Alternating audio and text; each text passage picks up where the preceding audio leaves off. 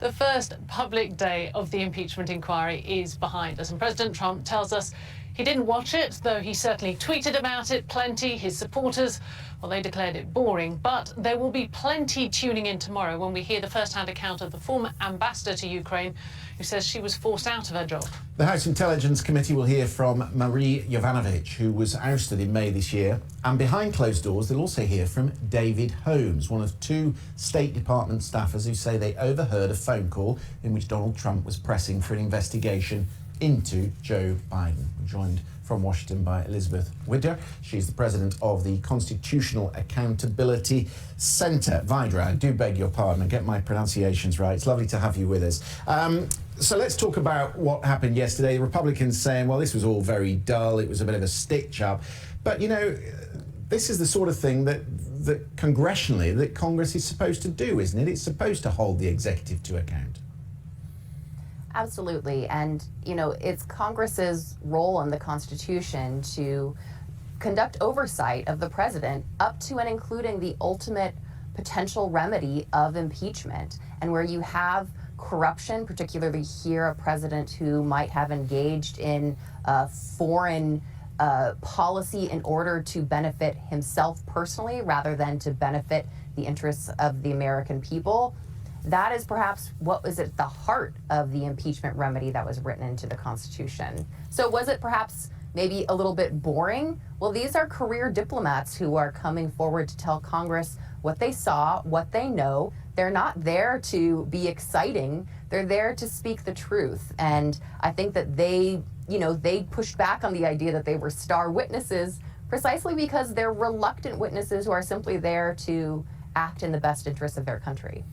There's a story often told about Benjamin Franklin, that after the writing of the Constitution, he was approached by a group of people who said, what sort of government is this going to be? And he said, a republic if you can keep it. And what he was referring to, of course, was the idea that people had to hold power to account. What he was particularly worried about at that time, thinking about the way that the British had behaved, was the involvement of foreign governments in domestic affairs.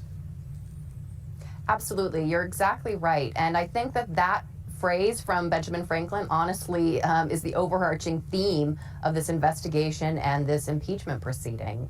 The founders of the American democracy were particularly concerned with foreign influence in our then fledgling democracy.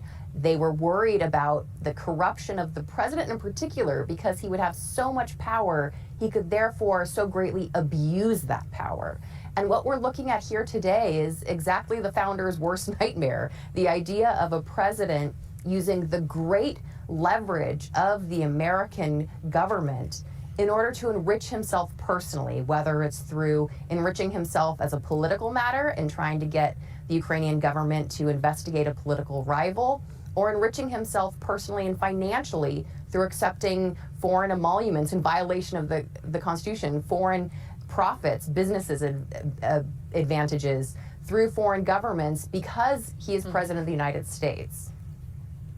Elizabeth, earlier we heard from the House Speaker Nancy Pelosi basically saying that Trump's actions amounted to bribery based on the testimony. She said that was corroborated by the testimony we heard yesterday. What did you think of that? Isn't that upping the stakes really in the impeachment process? Well, it's interesting if you think of it at the time that the words bribery were written into the Constitution as one of the potential impeachable offenses.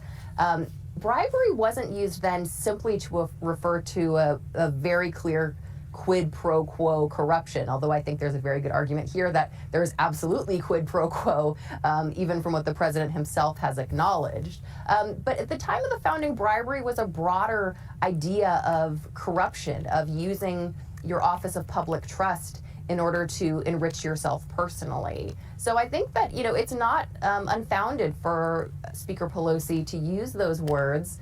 And certainly what we've seen thus far and what the president has already acknowledged, it's a pretty simple case of clear corruption for personal gain, abuse of power for political and personal gain.